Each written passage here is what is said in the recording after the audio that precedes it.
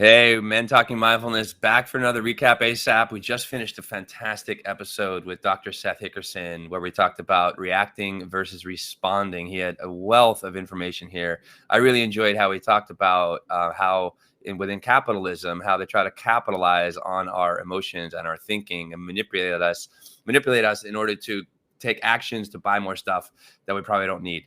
How about you, John? What are some things that you learned? I really love talking to him. He's such a Yeah, man, powerful he's got resource. great information, great energy, and just a desire to help people out, to help them live more fulfilling lives.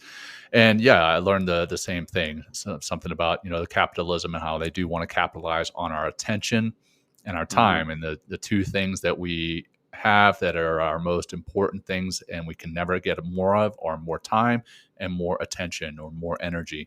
But I Hmm. think specifically it was the attention side, and that attention economy that we live in that's what people are paying for. And then you brought this up, Will, is that there are two organizations or two spaces in this world that call their users drugs Yep.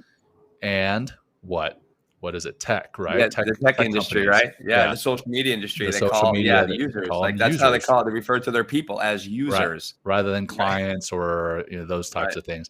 And I thought that was great. But also injecting that pause in between the Mm. stimulus, the thought, and then the emotion and the action. So stimulus, thought, emotion, action, STIA.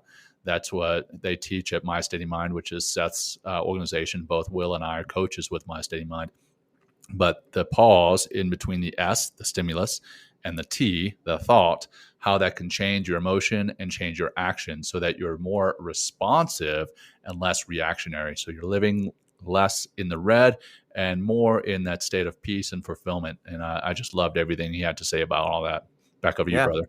Yeah, we also talked about how to get there, how meditation is a great way to do that. We talked and even closed with his BAMO breath, BAMO, breathe in, move on, and how just getting in touch with your breath, becoming, and just like I think this is something that getting in the mindfulness, taking on a mindfulness journey is going to take practice, just like any other thing that you want to do physically with yourself, right? This is mental fitness. And just by showing up and getting in touch with your breath for like 5 or 6, 10 minutes a day and understanding, what your breath can do for you and how you can take a deeper breath and how that affects your mind and your body and therefore affects how you're emotionally responding to the world versus reacting.